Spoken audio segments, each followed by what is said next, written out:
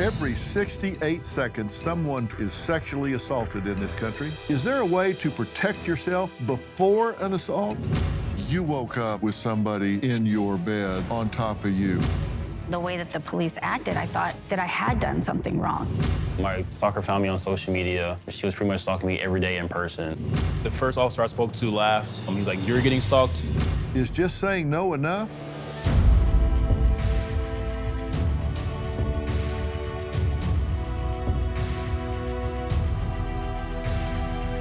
Every 68 seconds, someone 12 years old or older is sexually assaulted in this country. But sadly, nearly 70% of these assaults are never even reported to the police. And you know what's worse?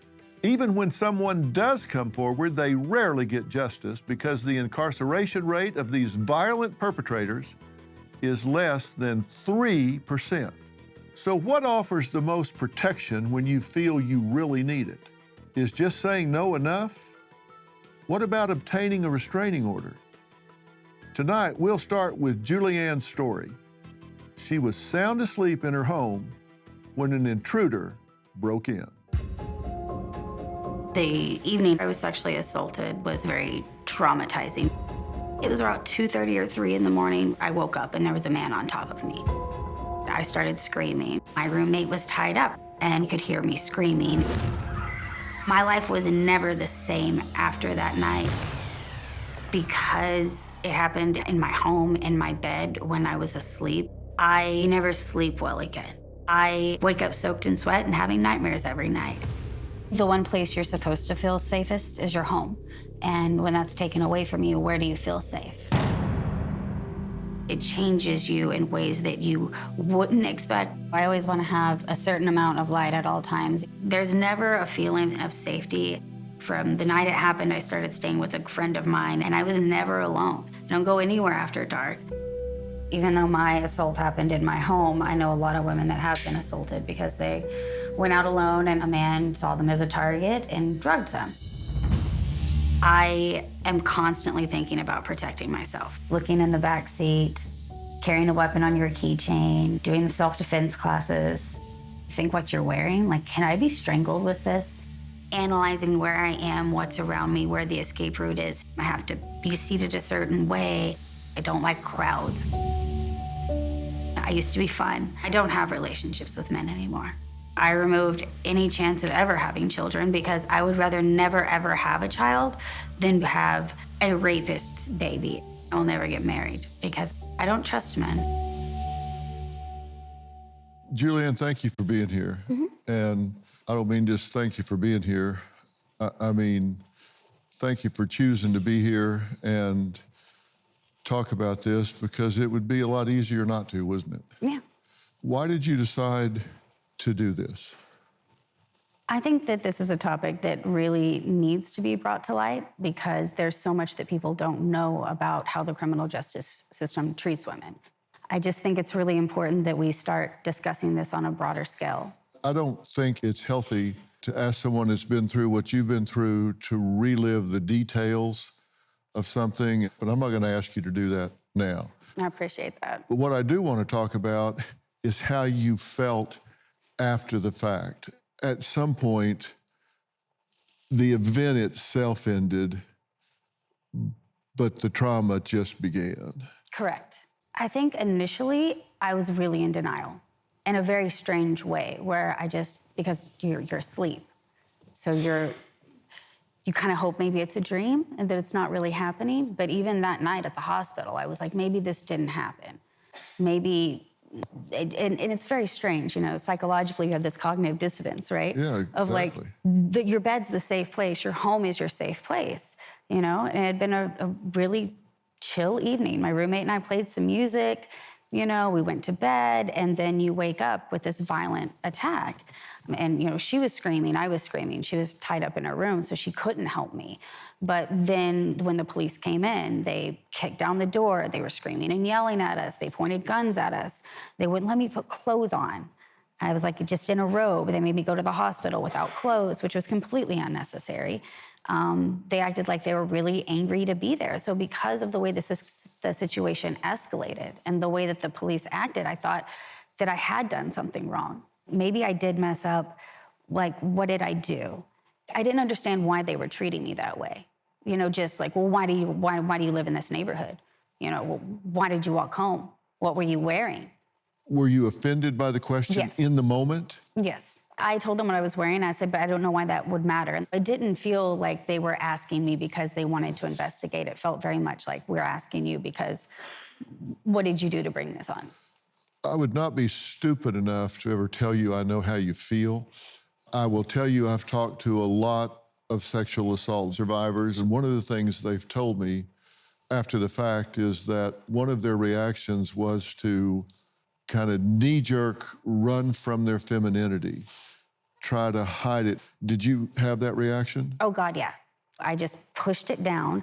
I pretended like it didn't happen. 2 or 3 weeks later, I shaved my head bald, which you don't do if you're in cosmetology school. It's actually against the rules. I started wearing pants, which I never did. I hated pants. I always wore dresses and skirts amongst my friends, the few people that knew. There was kind of a pre-break-in life and a post-break-in life. And I said, well, you know, I think I handled it really well, all things considered. And 2 of my girlfriends just went like, did you though? Did you really? And I was like, yeah, you know, I didn't miss work. I didn't miss school. And they were like, but you shaved your head and you lost, because I abandoned my apartment because, you know, the police kicked down the door, so I couldn't go back. They didn't care to repair it either. So I left. It wasn't a safe everything. zone anymore. No, I couldn't even go in to get my things. I ended up losing all my records, all my books, a lot of my clothes, my furniture. I just kind of left everything because I couldn't shut the door. So you don't want to go back in a place if you're afraid somebody's going to walk back in. Did you actually have procedures done so if this happened again, you wouldn't wind up with a rapist baby? I did. I had my tubes removed, tubal ligation. Because when Roe fell, I was concerned that, you know, after I'd gone to therapy, it's like, what if this happened to me again? Would I have the emotional wherewithal to get myself to another state? Was your therapist okay with you doing that? Yeah, and we talked about, you know, the sadness of saying, well, then the door is closed. I'll never have children, but I would rather never have children than be forced to have the child of a rapist. You know, I don't want to be tied to a violent criminal for the rest of my life. But did y'all discuss that a lot of this was a backhanded way of you owning what happened to you? I think it was taking control. Well, it was also saying, I got to change what I'm doing because I must have had some ownership in this. I'm shaving my head, I'm wearing pants, I'm doing things differently. You can interpret that as saying, I must have done something to contribute to this, so I'm going to change what I'm doing.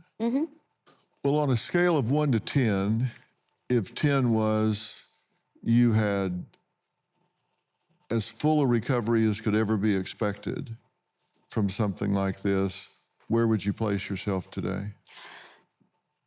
Today, I would say I'm probably about a 7, but I would say within 5 years of it happening, I was a 1 or a 2. It was just getting worse over the years. Are you in therapy today?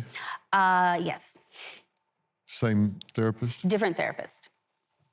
Next, Julianne says her attacker was never identified or apprehended.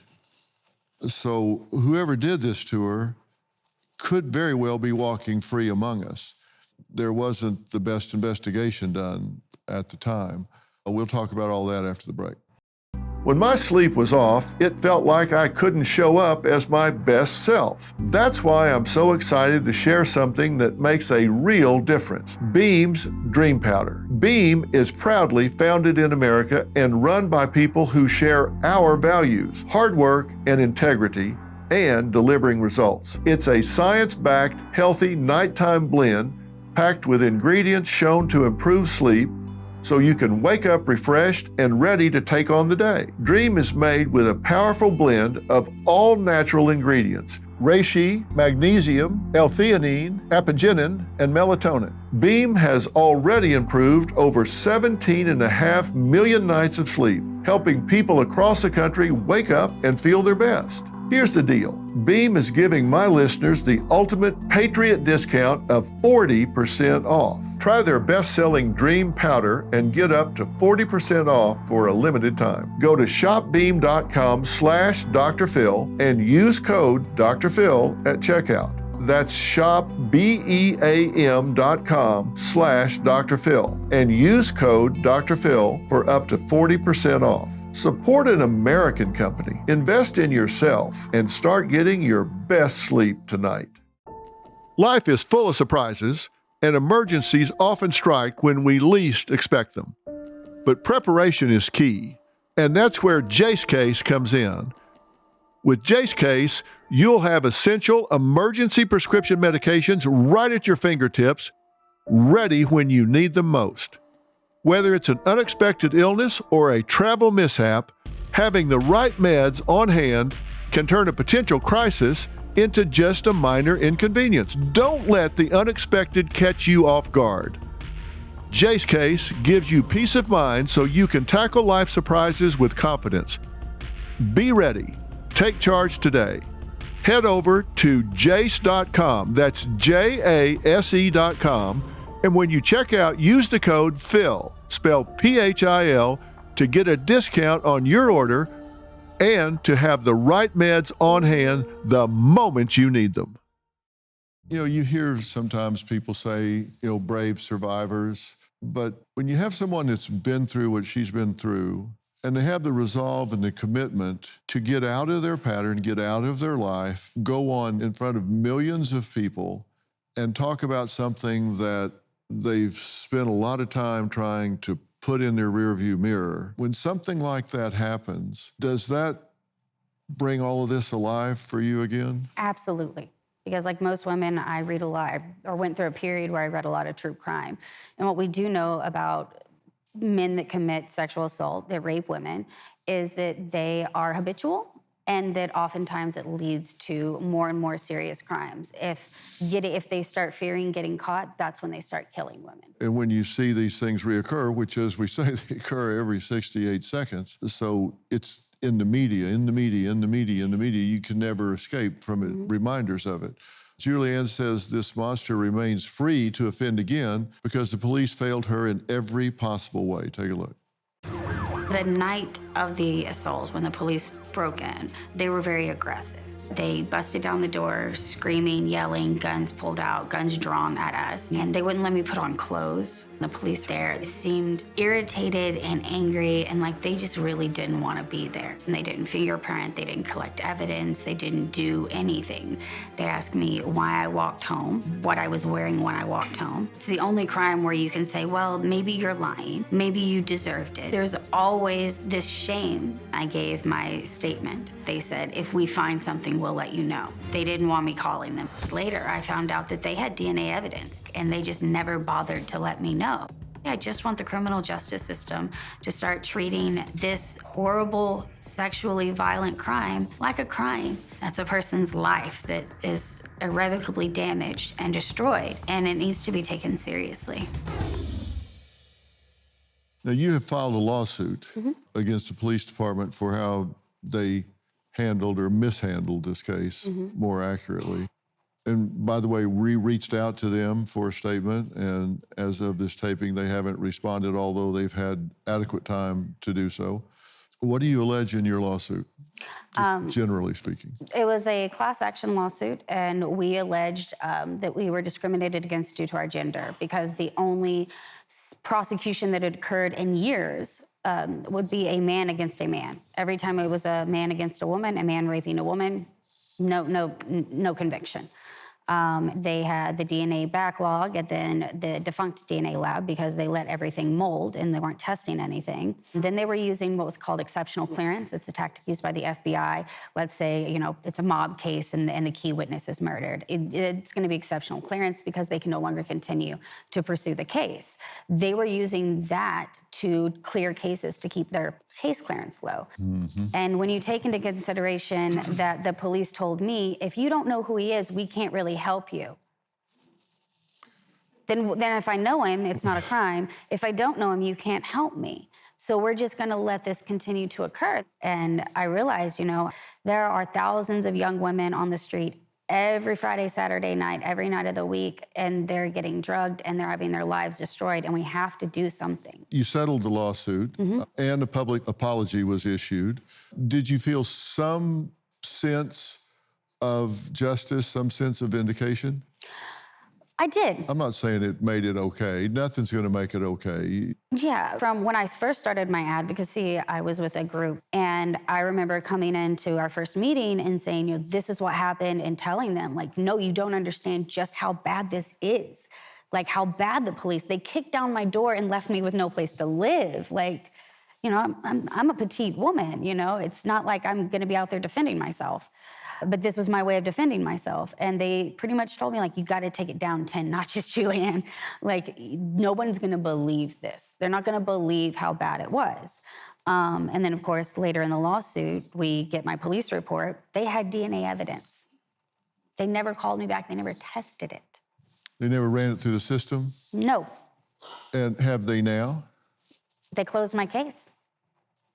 So, and if you take into consideration that my dog was stolen a week before, my roommate was tied up, which has always terrified me, because why did they do that unless they didn't want her to help me? What were they gonna do to her? What were they gonna do to me if she wouldn't have called the police when she did? Yeah. And that terrifies me to think that this very much looked premeditated. And I'm the exception, not the rule. Most women that are sexually assaulted by someone they know. I was not. Even when I fit into all of the things that they want, right? It was a break-in, you didn't know him, we have DNA evidence, which they call the law and order effect. Why didn't you investigate it? They didn't fingerprint, they didn't take evidence, they didn't take statements, they didn't ask anybody. So when do they investigate a sexual assault? Is there a way to protect yourself before an assault? Many people who feel threatened turn to restraining orders. Our next guest, Mikhail, says when he felt a stranger was stalking him, he was told that he didn't qualify for a restraining order. Why? Well, we'll talk about that next. Let's cut to the chase. Your savings could be in serious trouble. When Elon Musk is out here warning us to brace for temporary hardship, you might want to listen. I trust Preserve Gold to safeguard my accounts, and I urge you to do the same. They're the only precious metals company I recommend. Are you going to sit back and hope for the best or take control of your financial future? Text Dr. Phil to 50505 to get your free precious metals guide from Preserve Gold. With gold prices recently breaking records and analysts predicting this trend to continue through 2025, you cannot afford to wait. As a bonus, you can get up to $15,000 with a qualified purchase from Preserve Gold. So don't wait. Text Dr. Phil to 50505. That's DRPHIL to 50505 today. From romance to rage, adoration online to in-person obsession. Tonight, you'll hear cautionary tales as stories of infatuation have captured the country's attention with Netflix shows like I Am a Stalker, You, and most recently, Baby Reindeer. Now, many of these popular shows about fixation are not fiction. Real-life tragedies highlight the challenges people face when seeking safeguards from stalkers while living in fear of potential harm. The most dangerous time for many victims is after they file for protective order.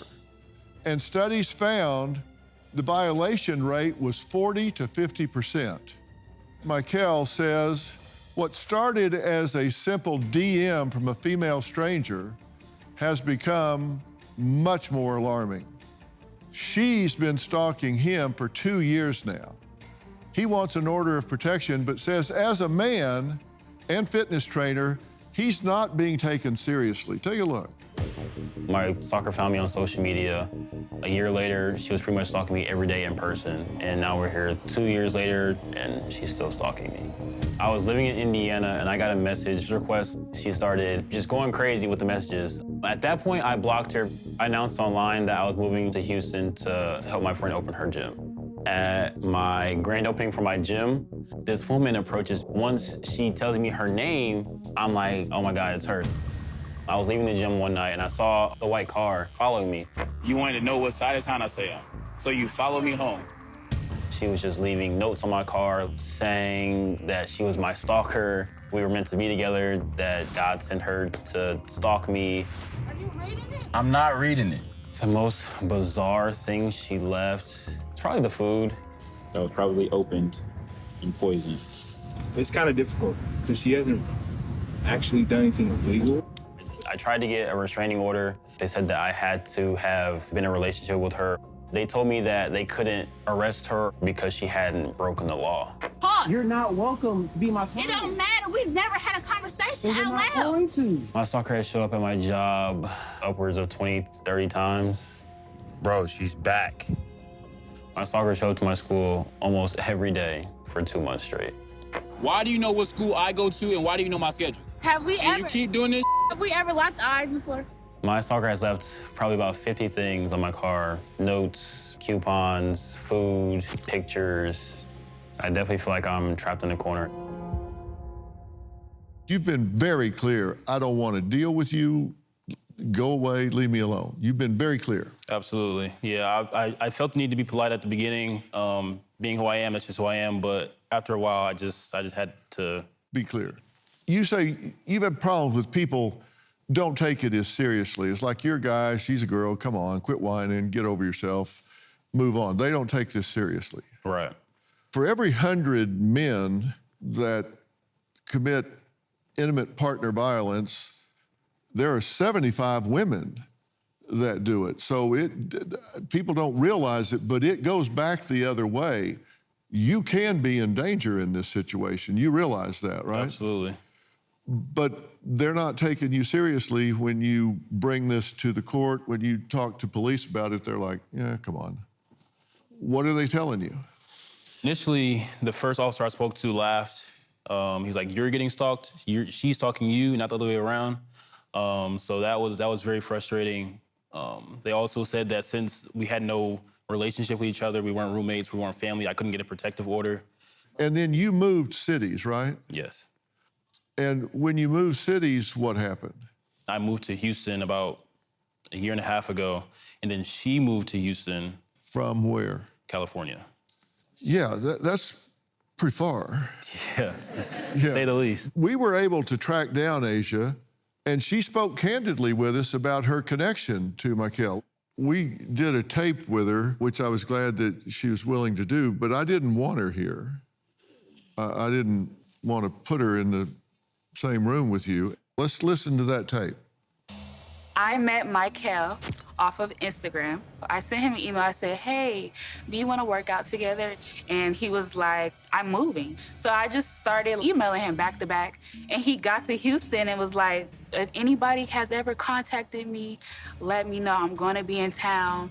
And I said, is there a way you can train me? Then next thing you know, he responded through the email. He said, yes. So after that, I drove all the way to Houston from California. To find him? Yeah. So I popped up on him, and he was there. And ever since then, I have his number, too. So we're trying to connect, and we're still working on that. So I would say I don't want to rush anything. I would want him to pursue me when he's ready. I don't want to scare him, because I'm just a lovely girl. I'm not going to stop. I'm just going to ask every day until I get an answer. If the answer is no, I'm gonna have to harass him again and again until I get a better answer, because that's what girls do. I feel like God will tell me when it's gonna harm anyone or put any person in jeopardy. No one has came up to me and said, like, directly, leave. You can't come here. I can go with her. I can go with her. People can You're fight all day. trespassing. Okay, now let's unpack this for a second. Now, that's the first time you've seen that. It is. What's your reaction? It's just crazy to hear her say that she was never told she wasn't welcome and that she's going to keep doing it every day. And it's just frustrating to hear that. Yeah. Did you notice the piercings in her nose? Yes, the M. Yeah. Those are M's for Michael. Yeah. I'm curious, when you heard her talking about this, see this note, God told me to stalk you, how does that impact you? It makes me upset because I'm a man of God myself, and to use God's name in vain like that, to rationalize your own motives is a lot. Do you fear this could get really bad? Yes. So once she started explaining her reasoning, it got more real to me that it could be a real threat because she wasn't in her right state of mind. So at that point, like, she can be erratic and she can really go over the edge, and I had to protect myself, protect my girlfriend, protect people around me. So, it's really living life with anxiety and being on the edge and having to really pay attention to what's going on around me at all times. There's a lot. Yeah. Now, I've not met her. I can't diagnose her. What I can tell you is that kind of commitment across time is a red flag. That's a bad sign. That can get ugly in a hurry, and they get to the point where they say, well, if I can't have him, then nobody can. Right. And they can really get unpredictable in terms of what they're going to do. People, sometimes they'll see something like this and say, who does that? And when people say that to me, it's not rhetorical. They really mean, who does that? Right. And the answer to that is people who really feel entitled. They really personalize things to the point of saying, because I'm entitled to this, everything that you do, these type individuals can take personally, where they say, this is an affront to me that you have a girlfriend. It's an affront to me that you're not responding. It'll turn around to the point that she becomes a victim, not you. Right. And that you're in some way offending her, that you're hurting her. And so does Asia acknowledge that her extreme behavior amounts to stalking? Well, we asked her point blank. Let's hear what she had to say. Are you stalking Michael?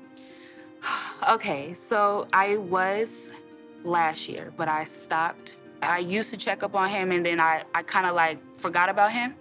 So I dropped off some gifts. Just saying like, hey, I'm not a bad person. You can always come outside and talk to me. You don't have to be scared. I just want to be his biggest fan. Honestly, I can be in the front, I can be in the back. It doesn't matter. You're gonna see me, probably. You're probably gonna be right there. So it doesn't matter. I will always be your friend, no matter the distance, no matter the closeness, no matter anything, I'm just a free person. You have a new friend in town. Why not approach her with a better attitude? Approach her with a hug. Okay, do you hear the last thing she's saying? Why don't you change you? Right. It's not, I need to recognize boundaries. I need to respect someone's wishes and accept reality. Why don't you change and approach me with a better attitude? The shift is already taking place, and that's the beginning of a situation that could be out of hand. I feel like a lot of times no one does anything until you are harmed, and I don't need to get to that point. No, because it's not a problem until it is. And we're going to talk to a girl who never imagined her summer boyfriend would do anything to keep her from breaking up with him. You're going to find out that that was wrong when we come back. My dear friend in Merit TV, contributor Chris Harrison, spoke with my next guest, Caitlin, and Assistant Chief Jeremy Polk, who are bonded together by a series of unfortunate events. Caitlin was preparing for college when she met a man 10 years older. Their relationship only lasted for the summer, but the impact of his actions will last forever. Tell us when you met Charles for the first time. He was just very persistent about taking me on a date. We went out to Grapevine Lake. He was 29, I was 18. We dated a little over 2 months. You decided to call this thing off and break up with him. Yes. But then after that, he began stalking me. He showed up to my dorm. My RA says that we need to file a police report. A UNT police officer comes. That lieutenant actually ends up being Officer Polk. You just happened to catch his name and put 2 and 2 together that this young girl, Caitlin, was filing a complaint against this guy. Yeah, that's exactly right. Charles Bryan, I was like, that sounds familiar. We just arrested him last night. Charles, what's happening, buddy? Lieutenant Polk, you remember talking to me? Oh, yeah. Yeah, okay. And then after she showed us some emails, some text messages, that all made it very real for me very fast. And so you put up the criminal trespass, and did he adhere to this? Did he honor it at all? No, not at all. He shows up to my dorm again. I called the 911 campus police number, and I'm hiding in my suite mate's closet. I'm afraid that he's gonna find a way to open that door. By the time they got there, he had already left the building. They found him outside where he had shucked his t-shirt and was working out. What's your name?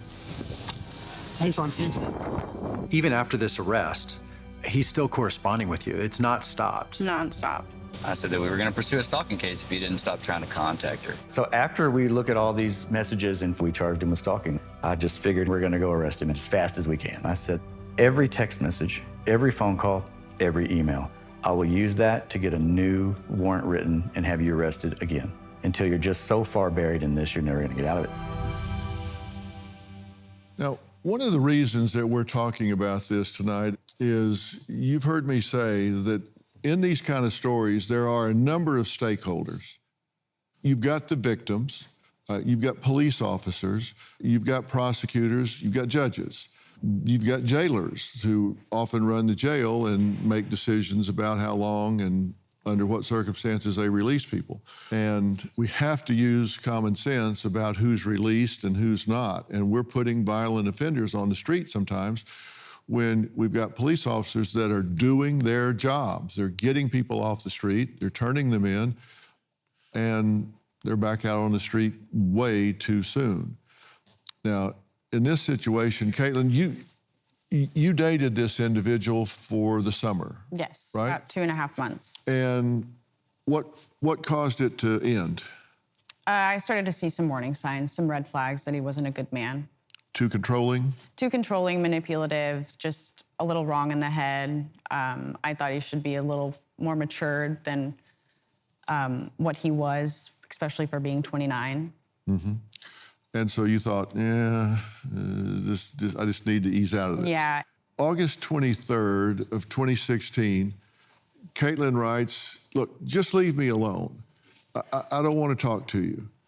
And Charles responds, babe, stop. And you want to talk to me. You're just angry at me in the current situation. I'm not angry at you. I love the blank out of you. Caitlin, this relationship isn't going to work. You're controlling. You try to manipulate me into seeing you, and I don't want to be in this relationship. Very clear. Yes, very clear. No ambiguity Yes. there. Mm-hmm. I'm out, you're gone. Charles, I'm bummed at the moment, but I'm going to prove to you I'm going to be one of the best things to ever happen to you. So he's not turning loose. Yeah, and that's clear.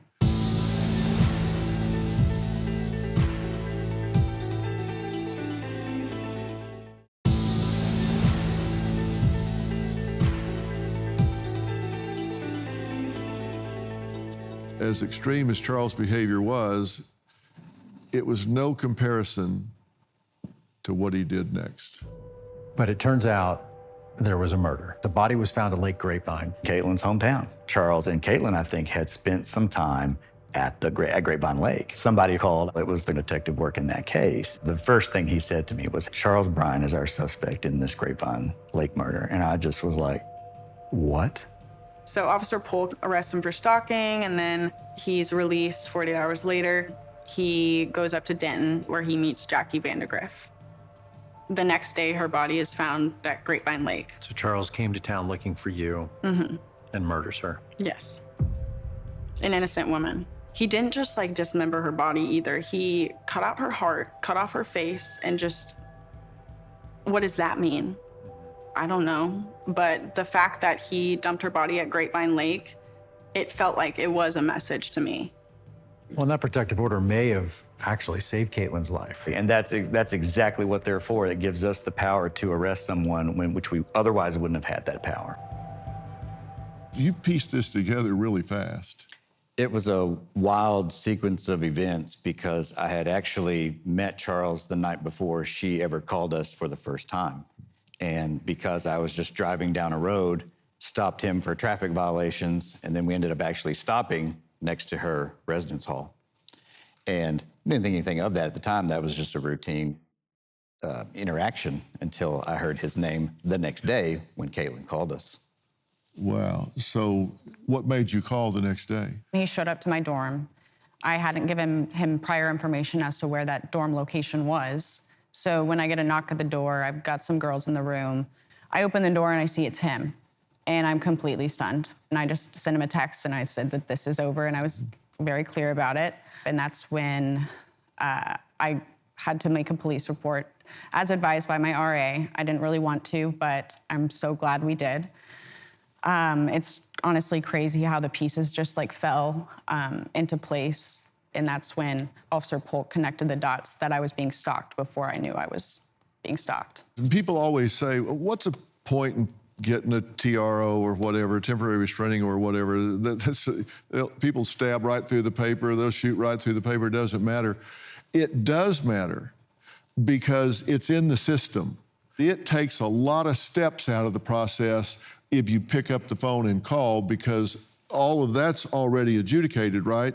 And it gives police the ability to move with intention at that point. It basically gives you powers to do things you wouldn't otherwise be able to do. Like, right. I normally can't arrest someone just for being at a location or for sending a text message or making a phone call. So it's a very important piece. Yeah. And you had just pulled him over previously on a normal traffic stop. And if Caitlin hadn't put his name in the system and on the radar, that wouldn't have meant anything to you. Yeah, I was even standing in the call center when she called in. And when I saw the name being typed in the computer, I was like, I'm a part of this. I just met this person. You know, I'm already involved. So that was real for me. How long is he in for? 25 to life? He's serving a life sentence, but he can get out in 33 years on parole. Yeah. I'll deal with that when I have to deal with that. Yeah, which is decades from now. Yeah, we got some time. I'm very grateful because most victims of stalking don't get the luxury of having their stalker locked away that long. Yeah. Most only serve a year to 2 years, and that time is oftentimes split in half. Yeah.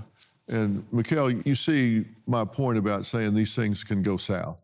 Absolutely. Coming up, an axe murder victim and a single mom of 3 who repeatedly warned police about her violent ex. We'll hear from her father after the break. This next story is gut-wrenching, but all too common for domestic violence victims.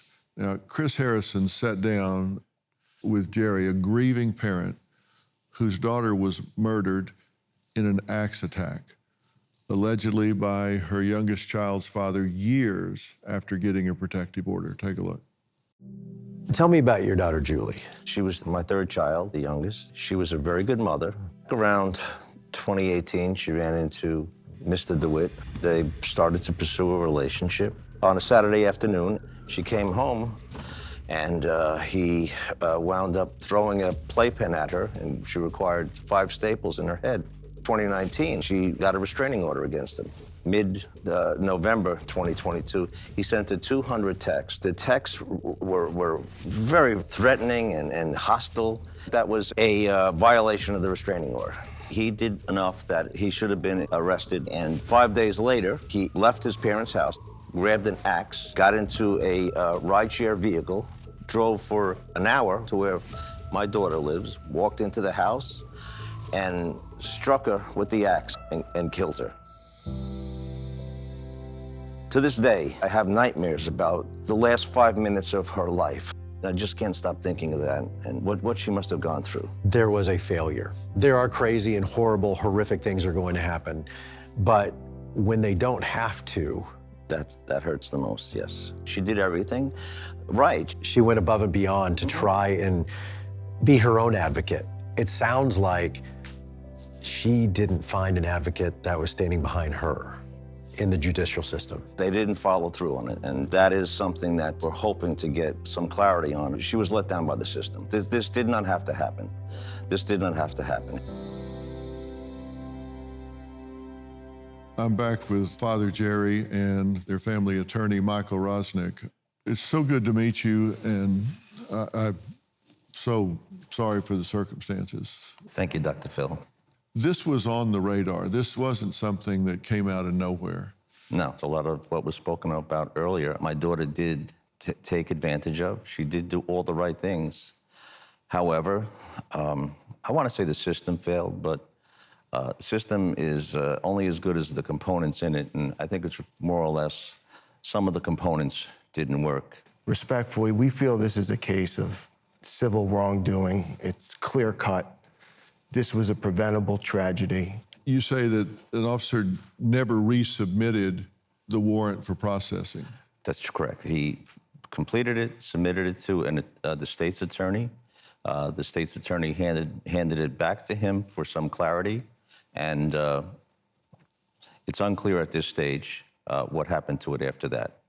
It never surfaced again until a few days after my daughter's murder. Robin, you hear it all the time, people saying, you know, if you're in a situation, just leave.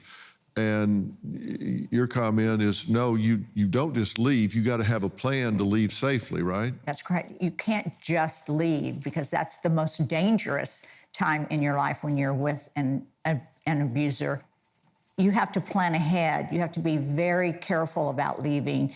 You have to plan ahead as far as tell someone, those that know and that you trust, that you're in that situation.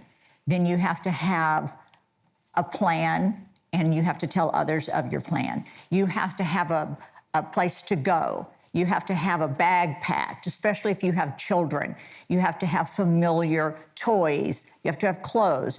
Very important to have all of your papers in order, birth certificates, everything you need to start a new life and to get out and stay out, and especially a private place to go, a shelter. Have everything in place before you leave, and make sure you tell someone where you're going so they can help you, and make sure it's private and your abuser could never find you. Your daughter did everything right. Yes. That's the problem here. You know, I've said before that one of the things that makes good people vulnerable to bad things happening is we don't go to that dark place. I mean, in the normal functioning, you don't think about going and killing somebody with an axe. You don't think about murdering somebody and cutting their heart out and their face off. You don't even think about that. That gives them the advantage, because you don't protect against that sort of thing, because you don't even conceive of it. This can cost people their lives. We need to pay attention to this. I want to thank all of my guests tonight. A special thanks to Merit TV contributor Chris Harrison. Thank you so much, Chris. Thank you all for joining us here at Merit TV. We have news and entertainment for the whole family. We will see you next time.